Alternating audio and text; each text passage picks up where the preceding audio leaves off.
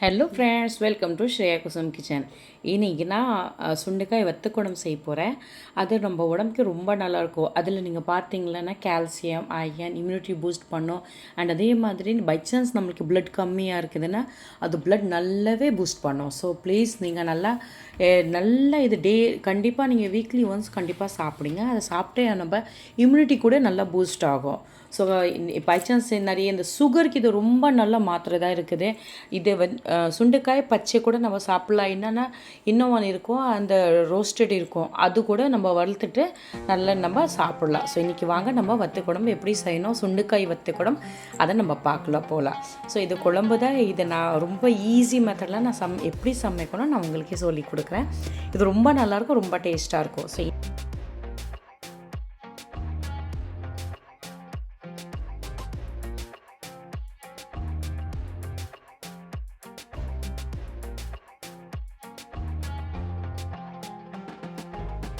சுண்டைக்காய் இது நம்ம தமிழ்நாடுல ஈஸியாக கிடைக்கும். அதே மாதிரி பார்த்தீங்களன்னா இது மோஸ்ட்லி எல்லா வீட்டில் அவங்க இது வளர்த்துருவாங்களா, ரொம்ப நல்லாவே இருக்கும். இது டேஸ்ட்டாக இருக்கும். ஸோ கொஞ்சம் கசப்பு இருக்கும், பட் அதை நம்ம ஈஸியாக எப்படி செய்யலாம்.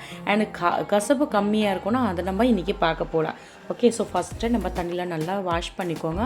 வாஷ் பண்ணிட்டு அந்த சின்ன சின்ன எடுத்துக்கோங்க. எடுத்துகிட்டு லைட்டாக வறுத்துக்கலாம். ஸோ வேணும்னா உங்களுக்கு நீங்கள் நைட்டு நசுக்கிக்கோங்க. நசுச்சிட்டிங்களன்னா உங்களுக்கே கொஞ்சம் காரமாக இந்த கசப்பு கம்மியாக தான் இருக்கும். நான் நசுக்காமல் நான் எப்படி சமைக்க போகிறேன் இன்றைக்கி பார்க்கலாம். ஸோ ஃபஸ்ட்டு நான் இந்த குக்கிங் ஆயில் நான் நல்லா எண்ணெய் தான் யூஸ் பண்ண போகிறேன்.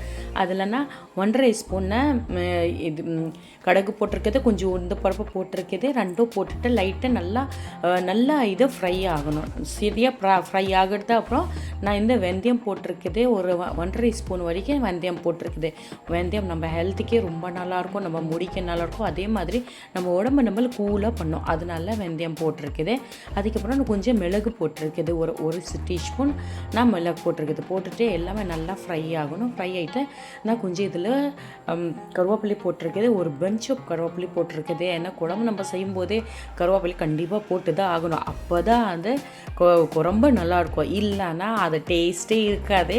கண்டிப்பாக அதெல்லாம் போடணும். 3 இதில் மிளகா போட்டிருக்குது, ஒரு பிடி ஃபுல்லாக இதில் கார்லிக் போட்டிருக்குது. பூண்டை நல்லா ஸ்கின் ரிமூவ் பண்ணிவிட்டு நல்லா லைட்டாக அவருக்கு நான் ரொம்ப ஹை ஃப்ளேம் பண்ணாதீங்க, லைட்டாக ரொம்ப ஒரு மீடியம் ஃப்ளேமில் ரொம்ப நல்லா அழகான அது நல்லா ஃப்ரை பண்ணிக்கோங்க. நல்லா ஃப்ரை ஆகிடுச்சு பாருங்கள். இந்த சுண்டைக்காய் நம்ம என்ன பண்ணலாம், எண்ணெயே நல்லா வறுத்துக்கோங்க. எண்ணெயில் வறுத்துட்டிங்களான்னா உங்களுக்கே கசப்பு தெரியவே தெரியாது. பை சான்ஸ் இதனால் டைரெக்ட் போடலாம், பட் நான் எண்ணெயில் வறுத்துட்டேன்னா குழந்து கூட நம்ம சாப்பிட்லாம், குழந்தோட கூட சாப்பிட்லாம். யாருக்கு பிடிக்கலன்னு கூட அவங்க நல்லா சாப்பிட்லாம். ஸோ லைட்டாக எண்ணெயில் ஒரு 2 to 3 மினிட்ஸ் நல்லா வறுத்துக்கோங்க. நல்லா ஃப்ரை ஆகிட்டு அப்புறமா தான் இதில் நம்ம வெங்காயம் போடலாம். உங்களுக்கு வேணும்னா நீங்கள் அப்புறமா கூட அதில் சேர்த்துக்கோங்க. இதில் ஏன் போடுறேன்னா அப்போ கசப்பு கம்மியாக தான் இருக்கும். அப்புறம் குழந்தைலாம் கூட நல்லா சாப்பிட்லாம். இதில் ஒரு பிஞ்சு கூட நான் வேஸ்ட் பண்ண மாட்டேன். அந்த ஒரு மைண்டில் எனக்கு இருக்குது. இது சாப்பிட்டு நம்ம ஃபேமிலிக்கே நம்ம குழந்தைக்கே ஹெல்த்துக்கே நல்லாயிருக்கும். அதனால இன்றைக்கி சமைக்க போகிறேன் இது. ஸோ அதுக்கப்புறம் நான் வெங்காயம் ஒரு 3 வெங்காயம் எடுத்துருக்குது. 3 வெங்காயம் நல்லா பொடியாக கட் பண்ணிக்கோங்க. கட் பண்ணிவிட்டு அதில் நீங்கள் அந்த சுண்டைக்காயில் எடுக்க வேண்டாம், அதில் நீங்கள் போட்டுக்கோங்க. போட்டுட்டு இப்போ பாருங்கள், சுண்டைக்காய் கூட லைட்டாக நல்லா ஃப்ரை ஆகும். அதே மாதிரி நம்ம வெங்காயம் இருக்குன்னா அது கூட நல்லா ஃப்ரை ஆகும். ஸோ ஃபஸ்ட்டு 2 நல்லா ஃப்ரை ஆகும். அப்புறமா தான் ஒரு 2 to 3 மினிட்ஸ் நம்ம வெயிட் பண்ணிக்கணும். நல்லா கொஞ்சம் லைட்டாக ஃப்ரை பண்ணிகிட்டே இருக்கணும். குழம்புலாம் இருக்குன்னா கொஞ்சம் நல்லா ஃப்ரை பண்ணால் நல்லா டேஸ்ட்டாக இருக்கும். வெங்காயமெல்லாம் நல்லா ஃப்ரை பண்ணும். அதே மாதிரி தக்காளியெல்லாம் நல்லா ஃப்ரை பண்ணதா அப்போ தான் அது ஃப்ளேவரே வரும். ஸோ அதனால் நம்ம அவசரம் பண்ணவே வேண்டாம். ஏன்னா நம்ம சமைக்கிற ஏதான ஒரு விஷயம் நம்ம பண்ணுறேன்னா அது கொஞ்சம் நம்ம ஒரு டைம் கொடுத்து பண்ணனா அது டேஸ்ட் வேறு லெவல் இருக்கும். ஸோ இதை நீங்கள் ஹெல்த்துக்கே அந்த ப்ரெக்னென்ட் லேடிஸ்க்கே கூட ரொம்ப நல்லாயிருக்கும். இப்போ பை சான்ஸ் எனக்கு பைஸ் இருக்குன்னா அதெல்லாம் உடம்புக்கே, அது கிட்னிக்கு எல்லாருக்கே அது ரொம்ப ஒரு மெடிசின் வேல்யூ தான். இது ஒரே வார்த்தை சொல்லனா ஒரு மெடிசின் வேல்யூ தான். இப்போ 4 தக்காளி எடுத்துருக்குது, சின்ன சின்ன பீஸ் கட் பண்ணியிருக்குது. ஒரு வாட்டி 2 வாட்டி நல்லா நம்ம லைட்டாக பெரட்டி நான் அதில் லீட் போட்டுட்டேன். அதை நான் கொஞ்சம் நம்ம மூடிட்டேன்னா அப்போ கொஞ்சம் சாஃப்டாயிரும். ஸோ பாருங்கள், இப்போ எல்லாமே சாப்பிட்டுச்சு. இது பார்த்திங்களா சுண்டைக்காய் இருக்குதுன்னா அதோட கலர் கூட மாறிடுச்சு.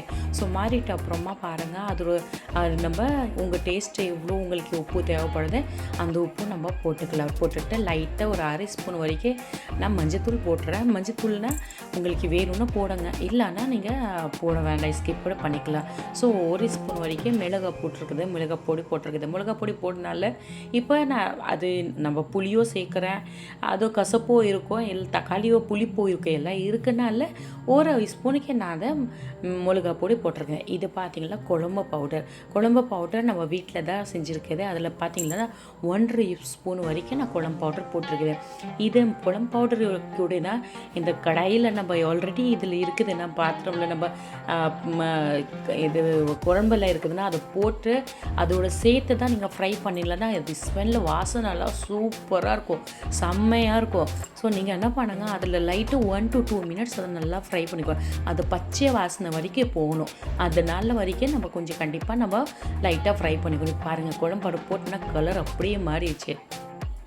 அதே மாதிரி பச்சை அந்த இது குழம்பு எல்லாம் இருக்குன்னா குழம்பு பவுடரு, அப்புறம் நம்ம இந்த சுண்டுக்காயெல்லாம் பாருங்களேன் எவ்வளோ பார்க்குறதுக்கே நல்லாயிருக்கேன்.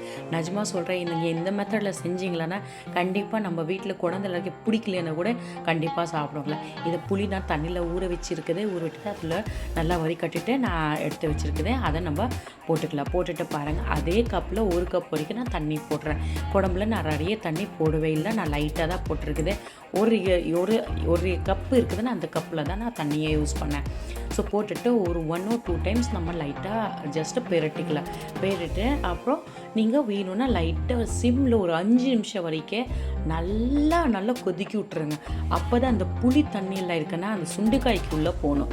அந்த சுண்டைக்காய்க்குள்ளே போயிடுச்சுன்னா அப்போ உங்களுக்கு கசப்போ தெரியாது.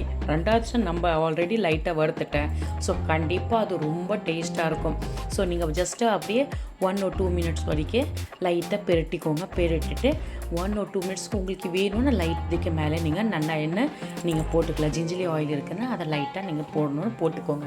ஸோ இப்போ பாருங்கள் நான் ஒரு 5 மினிட்ஸ் வரைக்கும் நான் இதை மூடிட்டேன். ஸோ மூடிட்ட அப்புறம் பாருங்கள் அந்த தண்ணி கூட கம்மியாக குவான்டிட்டி இருக்குதுன்னா அதுவும் கம்மி ஆயிடுச்சு.